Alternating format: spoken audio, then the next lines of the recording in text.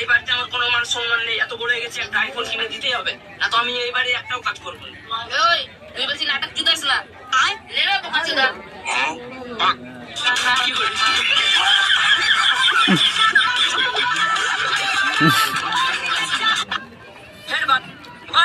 অনেক হয়ে গেছে আব্বা, আমি আর তোমার কোনো কথা শুনতে চাই না।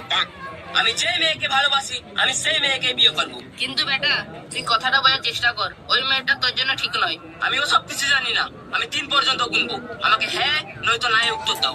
আব্বা 1 2 3।